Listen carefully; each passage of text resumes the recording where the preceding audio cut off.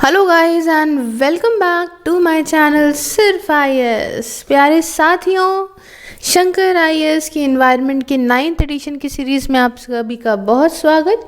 मैं प्रसन्ना वर्मा आज आपके लिए लेकर आई हूँ इसके चैप्टर 6 जिसका नाम है रिन्यूएबल एनर्जी, उसका पार्ट 1। तो आइए शुरू करने से पहले चैनल को सब्सक्राइब ज़रूर कर लीजिए। अब देखिए, शुरुआत से आपको बताना चाहते हैं, दो तरह की एनर्जी होती हैं, आप जानते हैं। एक होती है रिन्यूएबल एनर्जी और एक होती है नॉन रिन्यूएबल एनर्जी। बचपन से ही पढ़ते आ रहे हैं, लेकिन मान लीजिए आप बचपना भूल गए हो तो यहाँ पे फिर से पढ़ाएंगे। रिन्यूएबल एनर्जी ऐसी एनर्जी जो रिन्यू हो जाए, मतलब कि आपने यूज़ करा और फिर से वो आपको मिलती गई जल्दी जल्दी मात्रा में। जैसे कि हम बात करते हैं सोलर एनर्जी की, है ना, जो एनर्जी सन जनरेट करता है, हाइडल एनर्जी की जो एनर्जी हम वाटर से लेते हैं। इसके अलावा बायोमास, जैसे आपको firewood, animal dung, biodegradable waste, crop residue, है ना, जब आप जलाते हो इसको तो इन सब चीज़ों से आपको जो चीज़ें मिल रही हैं। उसके बाद एक आती है जियोथर्मल एनर्जी। ये क्या है? एनर्जी जो हॉट ड्राई रॉक से निकलती है, मैग्मा, हॉट वाटर स्प्रिंग्स से, नेचुरल गीजर्स वगैरह से।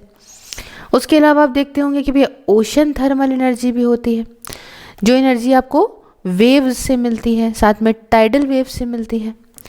इसके अलावा देखा जाए तो कोजेनरेशन क्या है?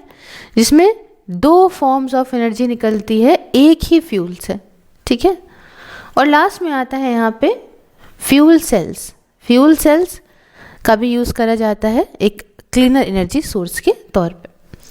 तो ये रिन्यूएबल एनर्जी ऐसी होती है जो बहुत साफ है, शुद्ध है, एटमॉस्फेयर के लिए कुछ ज़्यादा हानिकारक नहीं होती, है ना। तो ये तो मैंने आपको बताया कि कितनी तरह की क्या होती हैं, तो आप उसको समझ रहे होंगे। अब जब हम ये नॉन रिन्यूएबल एनर्जी कंज्यूम करते हैं तो इससे ना इन्वायरमेंट को डैमेज ज़्यादा होता है और किसी ह्यूमन एक्टिविटी के कंपैरिजन में। देखिए, जैसे आपने फॉसिल फ्यूल से कोई इलेक्ट्रिसिटी जनरेट करी तो इससे बहुत भारी मात्रा में हार्मफुल गैसेस हमारी एटमॉस्फेयर में जाके मिल जाती हैं और इससे बहुत सारे इन्वायरमेंट हो, चाहे हेल्थ प्रॉब्लम्स हो, वो आज के टाइम जो हम फेस कर रहे हैं वो वजह यही है। इसलिए हमें एक अलग तरीके की एनर्जी को यूज़ करना ज़रूरी है और इसी को हम बोलते हैं रिन्यूएबल एनर्जी, जिसे हम नेचुरल रिसोर्सेज से निकालते हैं। और ये ऐसे बताया ना मैंने, sunlight, geothermal heat, wind, tide, water, है ना, अलग अलग तरीके का बायोमास। इस एनर्जी को यूज़ करते जाओ, ये ख़त्म नहीं होगी, ये रिन्यू होती जाएगी, है ना। साफ लिमिटलेस एनर्जी है ये, है ना। एमिशन भी कम निकलता है, लोकली अवेलेबल भी हो जाती है और पोल्यूशन भी कम होता है अगर हम नॉन रिन्यूएबल एनर्जी के कंपैरिजन में चीज़ों को देखें। तो ज़्यादातर जो रिन्यूएबल एनर्जी है वो कैसी है? नॉन पोल्यूटिंग है और साफ़ मानी जाती है। बट जैसे मैंने बायोमास बताया तो आपके माइंड में भी आया होगा, रिन्यूएबल सोर्स के माध्यम से भी बायोमास अगर है, जैसे बता रही थी ना मैं आपको कि biodegradable waste, crop residue, animal dung या फायरवुड से एनर्जी, तो इनडोर पोल्यूशन वो करती तो है ही है, कोई भी चीज़ जलाओगे तो ये तो निकलेगा ही। अब एनर्जी का फ्लो, है ना, एनर्जी जो इलेक्ट्रिसिटी होती है वो फ्लो ऑफ एनर्जी है या करंट है, एंड ये ज़्यादातर यूज़ करी जाती है पूरे ही वर्ल्ड के अंदर। किसे? इलेक्ट्रिसिटी को यूज़ किया जाता है। चलो खैर, अब हम सोर्सेस की थोड़ा सा सोर्स की बात करते हैं। अब मैंने आपको ये बताया ना रिन्यूएबल एनर्जी कौन कौन सी होती है, सब कुछ बताया। अब यहाँ पे सोर्स समझिए कि पहला primary source I am sorry क्या करें मैं, ओके, प्राइमरी सोर्स की बात करें तो रिन्यूएबल एनर्जी जैसे कि सोलर, विंड और जियोथर्मल उसमें आती है, प्राइमरी सोर्स के अंदर आती है। अभी यहाँ पे थोड़ा सा और क्लियरली समझिए, जब हम बात करते हैं कि रिन्यूएबल एनर्जी के प्राइमरी सोर्स कौन कौन से हैं, या नोट करके दिखा दूँ ताकि आप इजीली जो है वो इस चीज़ को समझते जाओ। प्राइमरी सोर्स में जो बात आती है वो क्या मैंने बताया कि आपको सन द्वारा दी गई सोलर, उसके अलावा विंड और जियोथर्मल, जितना चाहो बेअताशा यूज़ करो, ठीक। दूसरे नंबर पे आता है सेकेंडरी सोर्स। प्राइमरी है तो सेकेंडरी होना वाजिब सी बात है। तो अगर इसमें बात करें तो इसमें आता है नॉन रिन्यूएबल एनर्जी, ठीक है, जो जनरेट करी जाती है कैसे, जब हम कन्वर्जन करते हैं कोल का, ऑयल का, नेचुरल गैस का, एक्सेट्रा एक्सेट्रा। तो सरकार ने टारगेट ये रखा कि हम अपनी रिन्यूएबल एनर्जी का जो कैपेसिटी है उसे और बढ़ाएंगे और बढ़ा के 175 गीगावाट कर देंगे 2022 तक के, जिसके अंदर ये था कि हम 100 गीगावाट लेंगे सोलर से, 60 गीगावाट लेंगे विंड से, 10 लेंगे बाकी का बायो पावर से और 5 लेंगे स्मॉल हाइड्रो पावर से। अच्छा, 2020 तक जो रिन्यूएबल एनर्जी की कैपेसिटी थी इंडिया के अंदर वो हुआ करती थी 90 गीगावाट, जिसके अंदर 36 जो है वो सोलर एनर्जी से, 38 विंड एनर्जी से निकला था। ये नवंबर 2021 तक का डेटा है। लेकिन इंडिया ने फिर इंस्टॉल करा रिन्यूएबल एनर्जी कैपेसिटी को और करीब 2-2.5 गुना अपनी चीज़ों को बढ़ाया और मोर देन 141 गीगावाट कर दिया, इंक्लूडिंग लार्ज हाइड्रो, जो करीब 37% इंडिया की टोटल कैपेसिटी का था। और ये डेटा 16 जून 2021 तक का था। अब एक एक सेक्शन, एक एक जो है हेड के अंदर इसको आइए पढ़ा जाए। सबसे पहले हम डिस्कस करने वाले हैं सोलर एनर्जी को। तो आप जानते हैं इंडिया ऐसी कुछ कंट्रीज़ में है जिसे ऊपर वाले ने, कुदरत ने नवाजा है कि हमारे यहाँ बहुत बढ़िया मात्रा में जो है वो सनलाइट आती है। और यहाँ पे 2 तरीके हैं जिससे सनलाइट के माध्यम से आप सोलर एनर्जी के माध्यम से प्रोड्यूस कर सकते हो इलेक्ट्रिसिटी को। क्या हैं 2 तरीके? एक तो है यहाँ पे फोटोवोल्टाइक इलेक्ट्रिसिटी, ठीक है, और दूसरा तरीका है सोलर थर्मल इलेक्ट्रिसिटी। क्या है? एक तो ये हो गया, दूसरा है सोलर थर्मल इलेक्ट्रिसिटी। अब जो फोटोवोल्टाइक इलेक्ट्रिसिटी है, पहले ऊपर से समझ लीजिए कि इसमें फोटोवोल्टाइक सेल का यूज़ होता है जो डायरेक्ट सनलाइट को एब्जॉर्ब करते हैं और इलेक्ट्रिसिटी को जनरेट कर देते हैं। वही जगह जो सोलर थर्मल इलेक्ट्रिसिटी है, इसमें सोलर कलेक्टर का यूज़ होता है, ठीक है। उसके ऊपर क्या होता है, एक मिरर सरफेस होता है जो सनलाइट को रिफ्लेक्ट करता है एक रिसीवर पे, और वो गर्म करता है एक लिक्विड को। और ये जो गर्म हुआ लिक्विड है, इसका यूज़ करा जाता है क्या बनाने में? भाप, स्टीम बनाने में, और वो प्रोड्यूस करती है इलेक्ट्रिसिटी। तो इनडायरेक्टली इस तरीके से प्रोड्यूस हो रही है। तो समझे आप दोनों तरीके। अब हम थोड़ा डिटेल से चीज़ों को समझते हैं। सबसे पहला अपना फोटोवोल्टाइक इलेक्ट्रिसिटी। तो होता क्या है कि सोलर पैनल्स को अटैच कर दिया जाता है एक एल्यूमिनियम माउंटिंग सिस्टम के ऊपर, और फोटोवोल्टाइक सेल्स को जो है वो बने होते हैं ऑफ एटलीस्ट 2, इसके अंदर होते हैं सेमीकंडक्टर लेयर्स, इसमें एक होता है पॉजिटिव चार्ज और एक होता है नेगेटिव चार्ज, ठीक है। अब जैसे ही फोटोवोल्टाइक सेल सनलाइट के कांटेक्ट में आता है तो होने क्या लगता है, होने ये लगता है कि उसमें से जो फोटॉन्स हैं वो रिफ्लेक्ट होते हैं और पास करते हैं राइट थ्रू, या एब्जॉर्व करते हैं बाय सोलर सेल, ठीक है, पास होते हैं या एब्जॉर्व होते हैं बाय सोलर सेल। अब होता क्या है कि जब अच्छी मात्रा में इनफ फोटॉन्स जो है वो एब्जॉर्व कर लिए जाते हैं negative layer of photovoltaic cell के द्वारा, तो इलेक्ट्रॉन जो होते हैं वो फ्री हो जाते हैं अब नेगेटिव सेमीकंडक्टर मटेरियल से। और ये जो फ्रीड यहाँ पे इलेक्ट्रॉन्स है ना, यही जो है वो चलते चलते माइग्रेट होते होते आ जाते हैं पॉजिटिव लेयर में, और इससे एक वोल्टेज डिफरेंशियल क्रिएट हो जाता है। अब जब 2 लेयर कनेक्ट हो जाती हैं किसी एक एक्सटर्नल लोड से, तो अब यही इलेक्ट्रॉन यहाँ पे जाने लगते हैं, सर्किट के माध्यम से फ्लो होते हैं और बनाते हैं क्या? इलेक्ट्रिसिटी, ठीक है। तो जो पावर जनरेट होती है उसमें आप 2 तरह की पावर देखेंगे, एक तो डीसी जिसे हम लोग डायरेक्ट करंट बोलते हैं, और ये डीसी जो है वो कन्वर्ट होता है किसमें? एसी में, जिससे आज के टाइम पे जो हम लोग सब यूज़ करते हैं, दैट इज़ ऑल्टरनेट करंट, ठीक है। और ये कैसे जो है कन्वर्ट होता है? ये कन्वर्ट होता है with the use of inverters, inverter के यूज़ के माध्यम से, ठीक। तो ये कहानी है फोटोवोल्टाइक इलेक्ट्रिसिटी की। अब इसके अंदर आप एक टॉपिक समझिए, कॉन्सेंट्रेटेड सोलर पावर या फिर सोलर थर्मल टेक्नोलॉजी, ये क्या है? देखिए, ये यूज़ करती है फोकस्ड सनलाइट का और उसके बाद उसको कन्वर्ट करती है काफ़ी हाई टेम्परेचर हीट में। अब ये जो हीट होती है ना, उसके बाद इस हीट को ले जाया जाता है, एनालाइज किया जाता है थ्रू अ कन्वेंशनल जनरेटर के माध्यम से, और फिर बन के तैयार होती है उससे इलेक्ट्रिसिटी। ठीक है। अब जो सोलर कलेक्टर्स होते हैं वो कैप्चर कर लेते हैं और एक जगह इकट्ठा कर लेते हैं सनलाइट को, और उसके माध्यम से क्या होता है, उसके माध्यम से लिक्विड को गर्म करा जाता है ना, हीट करा जाता है लिक्विड को, और वो कन्वर्ट करता है जो फ्लूइड है उसे हीट करा जाता है, और जो बदले में जनरेट करता है किसको, इलेक्ट्रिसिटी को। ठीक है। अब बहुत सारे वेरिएशंस हैं शेप में कलेक्टर्स के, है ना, जो कलेक्टर्स है जहाँ पे कलेक्ट करा जा रहा है ये सब सनलाइट हीट वगैरह को, इसके अलग अलग वेरिएशंस हैं। सबसे ज़्यादा कॉमनली हम देखते हैं कि पैराबोलिक थ्रो का यूज़ करते हैं।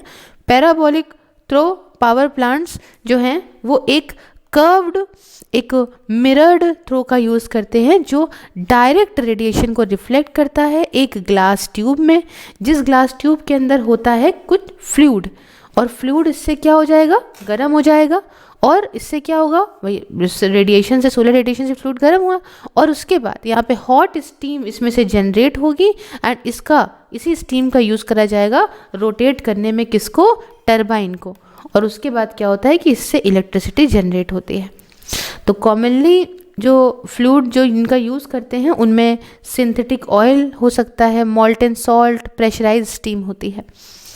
पावर जो जनरेट होती है वो बताया मैंने, DC that is direct current होता है, उसको फिर वही alternate current that is AC में कन्वर्ट करते हैं इन्वर्टर्स के माध्यम से, फिर यूज़ होती है वो इलेक्ट्रिसिटी।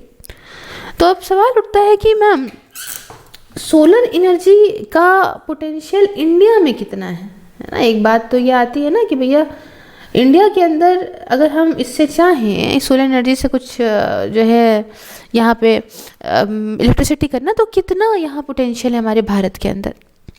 देखिए, इंडिया के अंदर अगर हम देखें तो 35 MW/km² समझ लीजिए मेगावाट का यहाँ पे पोटेंशियल है जो हम यूज़ कर सकते हैं सोलर फोटोवोल्टाइक या सोलर थर्मल एनर्जी के माध्यम से। और सोलर एनर्जी करीब बताऊं तो 5000 ट्रिलियन किलोवाट पर ईयर ये देखने को मिली है इंडिया के लैंड एरिया में, और ज़्यादातर पार्ट देखा गया है कि 4 से 7 किलोवाट पर स्क्वायर मीटर पर डे जो है वो यहाँ पे पाता है। इसलिए दोनों ही टेक्नोलॉजी रूट, चाहे सोलर थर्मल कहें हम बात और चाहे सोलर फोटोवोल्टाइक कहें, ये दोनों ही कन्वर्ट कर सकते हैं सोलर रेडिएशन को हीट में, और उसके बाद इलेक्ट्रिसिटी बढ़िया से बनाई जा सकती है भारी मात्रा में। अब आप कहेंगे ऐसी कौन सी स्टेट्स हैं मैम जिन जगहों पे हम देखते हैं कि सोलर रेडिएशन बहुत देखने को मिलते हैं, तो उसमें आप एक राजस्थान का नाम लीजिए, वो तो आपके दिमाग में यूं ही आ गया होगा।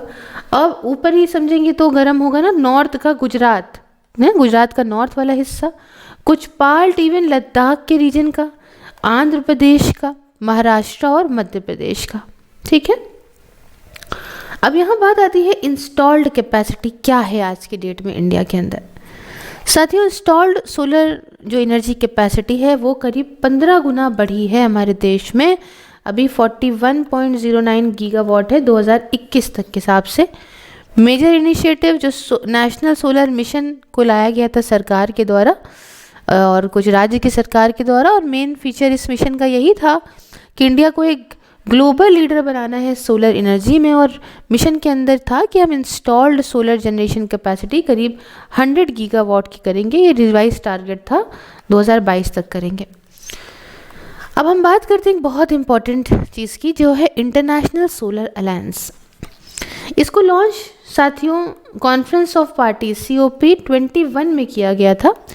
क्लाइमेट कॉन्फ्रेंस पेरिस के अंदर हुई थी ये 30 नवंबर को, एज अ स्पेशल परफॉर्मर के प्लेटफॉर्म के तौर पे, ताकि सभी देश मिल के यहाँ पे, है ना, मतलब एक सारी 121 सोलर रिसोर्स जो रिच कंट्री हैं वो चाहे वो पार्शली हो topic of cancer, topic of Capricorn के बीच में मिल के इस पे काम करें। अलायंस ये पूरी तरह से काम करना चाहता है कि जो स्पेशल नीड्स हैं आईएसए की उसे पूरा करें मेंबर कंट्रीज। और international agency for solar policy and application, जिसे हम लोग IASPA कहते हैं, ये फॉर्मल नाम होगा इंटरनेशनल सोलर अलायंस का। साथियों, आईएसए का सेक्रेटेरिएट ये सेटअप करा जाएगा national institute of solar energy Gurgaon के अंदर। अभी तक 68 कंट्रीज़ ने रेटिफाई इसको करा है। उद्देश्य क्या है इनका? उद्देश्य ये है कि भैया प्राइजेस, इतनी तेज़ी में जो डिमांड बढ़ रही है एनर्जी की, उसके भाई प्राइजेस कम करे जाएंगे, है ना। इस सब चीज़ों से जब ज़्यादा एनर्जी होगी तो भाई रेट भी कम होंगे। स्टैंडर्डाइजेशन आए इस सोलर टेक्नोलॉजी में। उसके अलावा रिसर्च और डेवलपमेंट को और बढ़ावा मिले।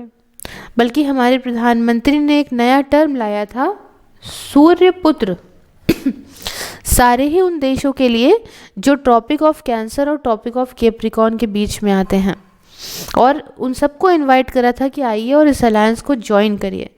कुछ दूसरे टर्म्स भी यूज़ करे गए हैं जैसे कि सनशाइन कंट्रीज, ठीक है। इवन IESS 2047 स्टैंड जो है India energy security scenarios 2047 calculator का लॉन्च करा गया भारत के द्वारा। किस लिए? ताकि और एक्सप्लोर करे जो पोटेंशियल है फ्यूचर एनर्जी सिनेरियोज के इंडिया के लिए, उसको लेके। तो ये हमने पूरी आपको सोलर एनर्जी से रिलेटेड सारी बातें बताई। नेक्स्ट टॉपिक हमारा है ल्यूमिनेसेंट सोलर कॉन्सेंट्रेटर के बारे में। ये क्या होता है शॉर्ट फॉर्म में समझिए, LSC। ये ऐसा डिवाइस होता है साथियों जो एक पतली सी शीट होती है मटेरियल की, उसका यूज़ करता है और उसके माध्यम से ये सोलर रेडिएशन को अपने में ट्रैप करता है over a large area before directing the energy to cells जो कि माउंट होते हैं on a thin edges of a material layer. तो अब ये कैसे हो रहा है मतलब पूरी बात समझिएगा, है ना। बिफोर डायरेक्टिंग एनर्जी, अब कौन सी energy? Through the luminescent emission के माध्यम से जो है, और ये अपने में पहले इस बड़े एरिया में ट्रैप कर लेता है सोलर रेडिएशन को। डायरेक्ट करने से पहले एनर्जी को उन सेल्स के अंदर, जो सेल्स आपको ऊपर जड़े हुए दिखेंगे थिन एजेस में उस मटेरियल लेयर के। अभी जो पतली सी शीट है, जो थिन शीट है मटेरियल की, इसके अंदर क्या है ऐसा जो ये काम कर रही है? इसके अंदर आप देखोगे तो आपको दिखेगा पॉलीमर, है ना। पॉलीमर जैसे कि पॉलीमिथाइल मेटाक्राइलेट हो गया, और ये पॉलीमर आपको मिलेगा। उसके बाद इसमें डॉप्ड होता है विद ल्यूमिनेसेंट स्पीशीज़, जैसे कि ऑर्गेनिक डाइज होंगी, क्वांटम डॉट्स हैं, या रेयर अर्थ कॉम्प्लेक्सेस हैं, तो इससे बना होता है। तो भैया ऐसी चीज़ की क्या ही ज़रूरत आ गई है LSC की।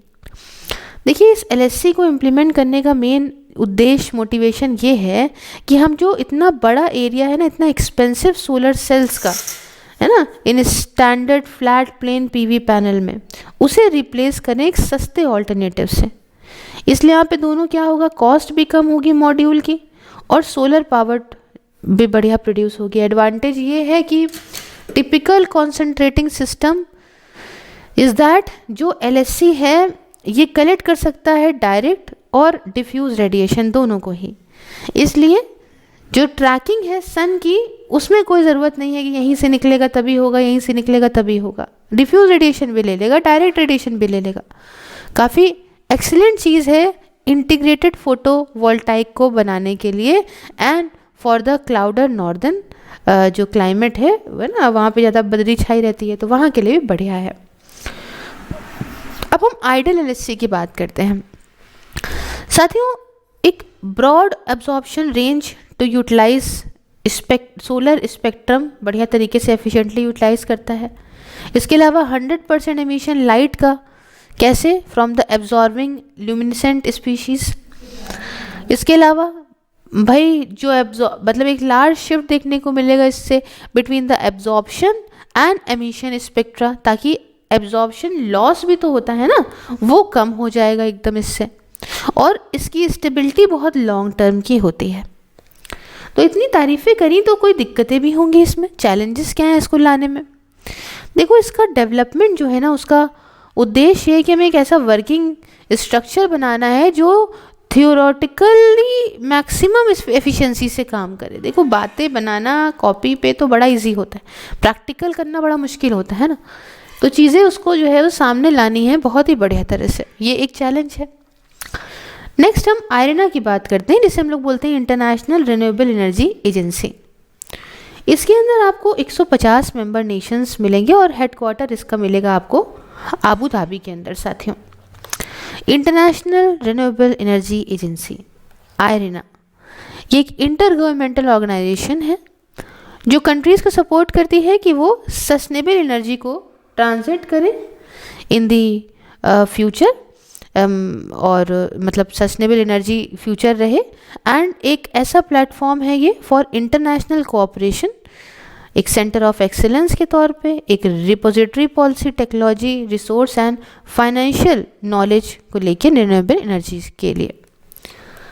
अब देखिए आयरना जो है ना, ये प्रमोट करता है वाइड स्प्रेड अडॉप्शन और सस्टेनेबल यूज़ हर तरह की रिन्यूएबल एनर्जी के फॉर्म का, जिसमें बायो एनर्जी है, जियोथर्मल है, हाइड्रो पावर है, ओशन, सोलर, विंड एनर्जी है, in the pursuit of sustainable development, energy access, energy security and low carbon economic growth and prosperity के लिए। तो ये हमने पूरी डिटेल से सभी कुछ समझ लिया सोलर एनर्जी और इससे रिलेटेड चीज़ों को। नेक्स्ट बात करते हैं हम विंड एनर्जी के बारे में।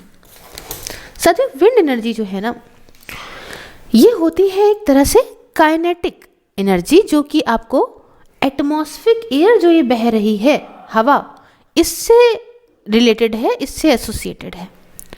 अब होता क्या है कि विंड जो टरबाइन होते हैं, ये क्या करते हैं कि ये जो विंड के द्वारा बह रही एनर्जी है, इसे यहाँ पे ट्रांसफॉर्म करते हैं किसमें, मैकेनिकल पावर में, ठीक है, और ये फर्दर इसको कन्वर्ट करते हैं इलेक्ट्रिक पावर में।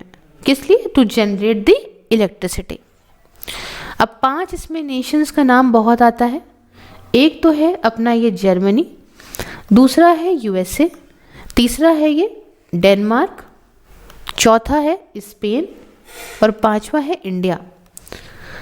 ये 5 नेशंस मिल के करीब 80% वर्ल्ड की इंस्टॉल्ड विंड एनर्जी कैपेसिटी का अपने पास रखते हैं।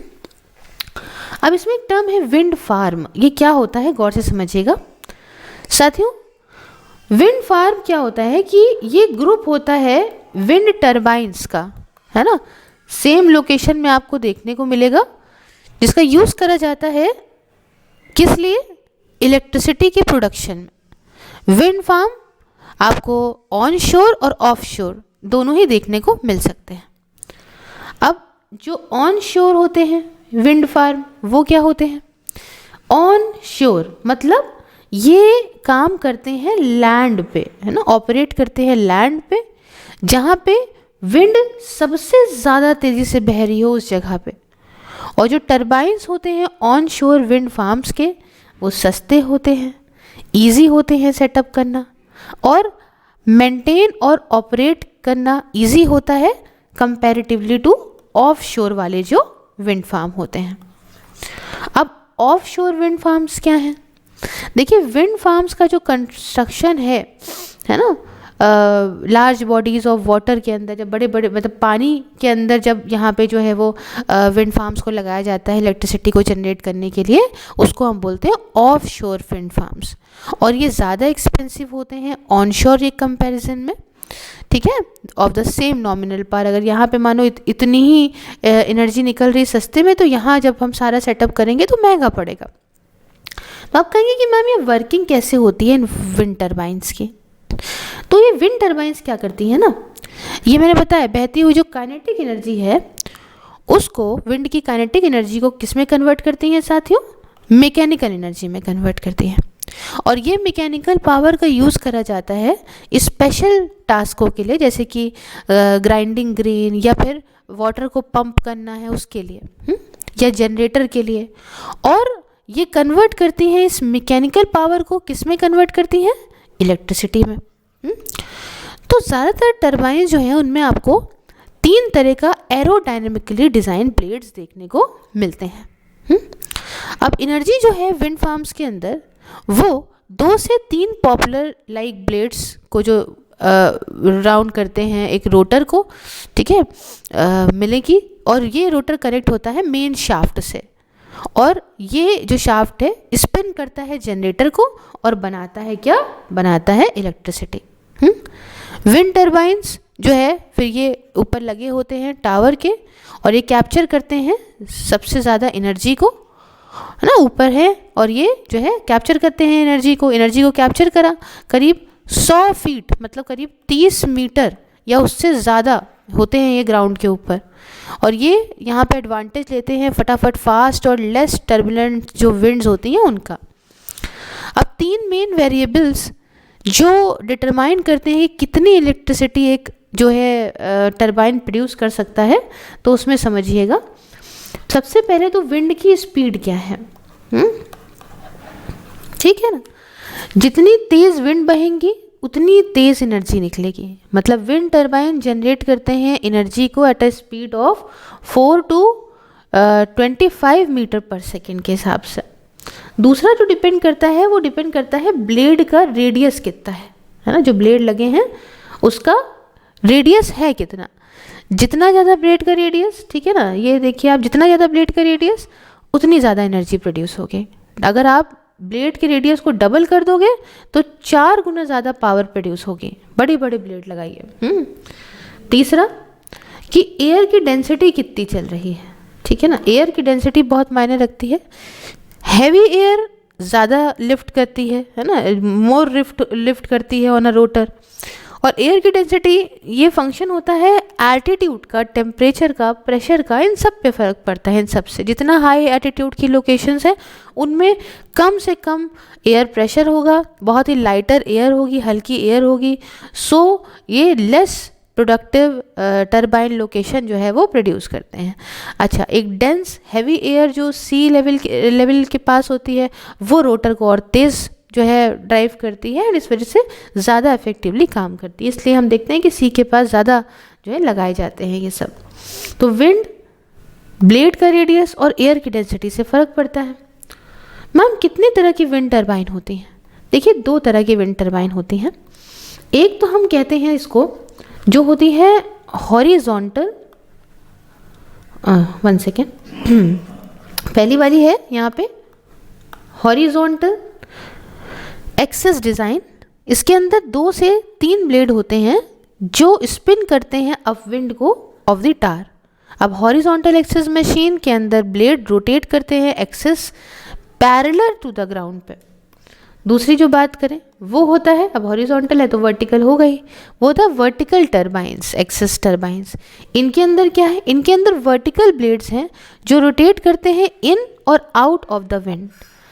तो जो वर्टिकल एक्सेस टरबाइन है ना, इसके ब्लेड रोटेट करते हैं एक्सेस पे परपेंडिकुलर टू द ग्राउंड, और ये जो ड्रैग टाइप टरबाइन है ये रिलेटिवली जो है धीमे धीमे टर्न करता है बट ज़्यादा जो है टॉर्क प्रोड्यूस करता है। तो अब यहाँ पे ये काफ़ी यूज़फुल होता है। किस लिए यूज़फुल होता है वर्टिकल वाला? ग्राइंडिंग ग्रेन के लिए, पंपिंग वाटर के लिए, बहुत सारे और कामों के लिए। बट धीमे धीमे रोटेशनल स्पीड जो होती है ना वो ऑप्टिमल होती नहीं है इलेक्ट्रिसिटी को जनरेट करने के लिए। तो ये जो वर्टिकल एक्सेस वाले टरबाइन है ना, इनमें आप ये हायर विंड स्पीड का ये उपयोग नहीं कर पाते हैं हायर एलिवेशन पे, जैसे 100 फीट या उसके ऊपर पे अबव द ग्राउंड, अगर आप कंपेयर करो हॉरिजॉन्टल वाले से। तो अब जैसे हमने बात आपको बताई थी कि जिस तरीके से सोलर एनर्जी की इतनी महत्वता है भारत के अंदर, तो भैया क्या पोटेंशियल है हमारा, हम विंड एनर्जी को कैसे कितनी प्रोड्यूस कर सकते हैं मालूम है आपको? देखिए national institute of wind energy ने यहाँ पे रिसेंटली एक wind energy resource map of India at 100 metre above ground level launch किया था online geographical information system platform पे, और उसमें देखा कि विंड एनर्जी का पोटेंशियल हमारे देश के अंदर 100 मीटर एजीएल है, ये करीब 302 गीगावाट का है। गुजरात में मैक्सिमम पोटेंशियल है, उसके बाद कर्नाटका, महाराष्ट्र, आंध्र प्रदेश हैं इस रिसोर्स मैप के हिसाब से। टारगेट ये था कि भैया 60,000 मेगावाट करेंगे हम, मतलब 60 गीगावाट करेंगे हम 2022 तक, और करीब 200 गीगावाट हम जो है इसको करेंगे 2022 तक। अभी समझिए, तो इंस्टॉल कैपेसिटी की हम बात करें तो अभी तक क्या काम करा गया है, हमने टोटल इंस्टॉल कैपेसिटी हमारी 39.25 गीगावाट की है, 2021 तक का ये बात है। और तमिलनाडु, कर्नाटका, महाराष्ट्र, राजस्थान, इस तरीके से गया है मामला। और एक पॉलिसी आई थी 2015 में, national offshore wind energy policy.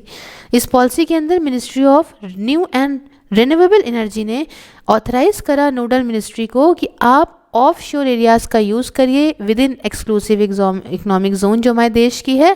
साथ में national institute of wind energy ने भी ऑथराइज करा नोडल एजेंसी के तौर पे कि आप डेवलप करिए ऑफ शोर विंड एनर्जी को हमारे देश के अंदर। ठीक है, national wind energy mission proposed है कि हम बढ़िया टारगेट को पाएंगे, इश्यूज़ को एड्रेस करेंगे, सब काम करेंगे उसको लेके। तो ये हमने बात करी विंड एनर्जी को लेके। अब हम बात करते हैं हाइड्रो पावर को लेके। थोड़ा इसको समझिएगा दोस्तों। हाइड्रो पावर, हाइड्रोलिक पावर, ये कैसे कैप्चर होगी? हाइड्रो मतलब पानी। तो जब बहते हुए पानी नीचे की तरफ मान लो बहुत स्पीड में आ रहा है, इसको कैप्चर कर लिया, हाई लेवल से आ रहा है बहते हुए बहुत स्पीड में, इसको कैप्चर कर लिया लोअर लेवल पे, और उसके बाद इसका यूज़ करा टरबाइन को घुमाने में। और इससे क्या होगा, बहुत तेज़ी में काइनेटिक एनर्जी जो पानी की है वो किस में कन्वर्ट हो जाएगी, मैकेनिकल एनर्जी में। और क्या ड्राइव होगा यहाँ पे, फटाक से जनरेटर चलने लगेगा। तो हाइड्रो पावर कैसा है, समझ में आ रहा है? सस्ता है, साफ सोर्स ऑफ एनर्जी है, बट बहुत सारे इन्वायरमेंटल और सोशल इश्यूज भी इससे रिलेटेड हैं। बड़े बड़े डैम बनाने पड़ते हैं प्रोजेक्ट्स के तौर पर, तहरी में बनाया, नर्मदा में बनाया, कुछ छोटे स्मॉल हाइड्रो पावर भी फ्री होते हैं, इन सारे are free from these problems. अब देखो बड़े वाले तो छोड़ दो, छोटे वाले में वही प्रॉब्लम। अब कितने तरह के हाइड्रो पावर स्टेशन हैं ये समझो। तो मेनली 3 तरह के आपको मिलेंगे, एक है इम्पाउंडमेंट, दूसरा है डाइवर्जन, तीसरा है पम्प्ड स्टोरेज। तो इम्पाउंडमेंट की बात करें तो सबसे ज़्यादा कॉमन तरीके का जो हाइड्रो इलेक्ट्रिक पावर प्लांट है वो आपको दिखेगा इम्पाउंडमेंट फैसिलिटी। एक इम्पाउंडमेंट फैसिलिटी टिपिकली एक बड़ा सा हाइड्रो पावर सिस्टम होता है जो डैम का यूज़ करता है, डैम के माध्यम से स्टोर होता है रिवर वाटर एक किसमें, एक रिजर्वॉयर के अंदर। ठीक है, और वाटर को रिलीज़ करते हैं फिर एकदम से रिजर्वॉयर से, और ये बह के आता है कहाँ, टरबाइन से, उसको घुमाता है, और बदले में क्या होता है कि जनरेटर यहाँ पे जनरेट करता है इलेक्ट्रिसिटी। दूसरा है डाइवर्जन। तो डाइवर्जन कभी कभी आप इसको कह सकते हो कि रन ऑफ रिवर फैसिलिटी। ठीक है, जो लेके आती चैनल करती है एक पोर्शन को रिवर के, कैसे, कनाल के माध्यम से या पेनस्टॉक के माध्यम से, और उसके बाद ये जो है बहती है एक टरबाइन से, उसे घुमाती है और जो एक्टिवेट करता है जनरेटर को, और वो इलेक्ट्रिसिटी प्रोड्यूस करता है। इसके अंदर कोई डैम का यूज़ नहीं होता। और तीसरा है पम्प्ड स्टोरेज। देखिए ये तो बैटरी की तरह काम करता है। यहाँ पे इलेक्ट्रिसिटी को स्टोर किया गया जो कि दूसरे पावर सोर्सेस से जनरेट होती है, जैसे कि सोलर, विंड या न्यूक्लियर से, और बाद में यूज़ करा जाता है। तो अब क्या है कि जब डिमांड इलेक्ट्रिसिटी की कम होती है उस टाइम पे पम्प्ड स्टोरेज फैसिलिटी यहाँ पे एनर्जी को स्टोर कर लेती है। पंपिंग कैसे, पंप करके वाटर को from a lower reservoir to upper reservoir. ठीक है, तो उस टाइम पे जब काफ़ी हाई इलेक्ट्रिकल डिमांड होती है तो वाटर को वापस से रिलीज़ कर दिया जाता है लोअर रिजर्वॉयर में, और उसके बाद वही टरबाइन चलती है और इलेक्ट्रिसिटी जनरेट होती है। ठीक है, अब एक बात आती है स्मॉल हाइड्रो पावर की, ये क्या है, SHP। देखिए स्मॉल हाइड्रो आप कह सकते हो कि एक कोई भी हाइड्रो पावर प्रोजेक्ट जो कि इंस्टॉल्ड कैपेसिटी जिसकी 25 मेगावाट से कम है। ज़्यादातर केसेस में रन ऑफ रिवर, जहाँ पे डैम या बैरेज जो है वो छोटा होता है यूजुअली, मतलब जहाँ पे पानी बहुत कम या कोई पानी स्टोर ना ही होता हो। हाँ, इसलिए रन ऑफ रिवर इंस्टॉलेशन के अंदर सेम तरह का एडवर्स इफेक्ट नहीं होता है लोकल एनवायरनमेंट पे जितना आप कंपैरेटिवली इसको लार्ज स्केल हाइड्रो प्रोजेक्ट्स में देखते हो। तो छोटे जो स्मॉल ये वाले हाइड्रो पावर प्लांट्स हैं ये एनर्जी नीड्स को पूरा भी करते हैं गांव दराज के एरियाज़ में। और इंडिया और चाइना जो हैं दोनों ही मेजर प्लेयर्स हैं इसको बनाने में, है ना। Highest number of installed projects हम लोगों के यहाँ हैं। फिर बात आती है स्मॉल हाइड्रो पोटेंशियल इंडिया के अंदर कितना है। देखो भैया, एस्टिमेट करा गया है ये करीब 5415 साइट्स स्मॉल हाइड्रो की जो है वो पोटेंशियल इसमें से देखा गया है कि 19,750 मेगावाट का है। River based projects Himalayan states और इरिगेशन कैनाल और ये दूसरी स्टेट्स में बहुत पोटेंशियल है इसका। और बल्कि जो 12th 5 ईयर प्लान का टारगेट था उसके हिसाब से capacity addition small hydro project की टारगेट किया गया था एट 2.1 गीगावाट 2011 से 17 के बीच में। Ministry of new and renewable energy development बढ़ाती जा रही है स्मॉल हाइड्रो प्रोजेक्ट्स का, दोनों ही पब्लिक और प्राइवेट सेक्टर में। एम ये है कि हम करीब 50% तो करंट पोटेंशियल का जो है और निकाल ही लेंगे इसमें से अगले 10 सालों।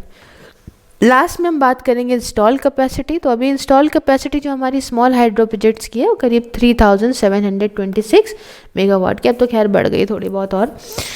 तो बस यहाँ तक रखते हैं अभी इसको। नेक्स्ट में हम ओशन थर्मल एनर्जी करेंगे पार्ट 2 में, और इसे 2 पार्ट में ही कंप्लीट कर देंगे चैप्टर को। कैसा लगा मुझे बताइएगा, ये कमेंट में, लाइक शेयर सब्सक्राइब करिएगा। जॉइन बटन को प्रेस करके मेरी मेंबरशिप को भी आप ज्वाइन कर सकते हो, मेरे काम में सपोर्ट कर सकते हो, पर्क्स एंजॉय कर सकते हो। साथ में साथियों व्हाट्सएप से लेके हर तरह के सोशल मीडिया साइट्स के लिंक्स डिस्क्रिप्शन बॉक्स में है, फॉलो हर जगह कर लीजिए। ये आपको अपडेट्स भी देंगे, क्वेश्चंस भी देते हैं, बहुत सारी और चीज़ें हैं। इसके अलावा जो है फेसबुक पे इन वीडियोस को भी आप पालोगे। थैंक यू सो मच, मिलते हैं नेक्स्ट वीडियो में। जय हिंद, जय भारत।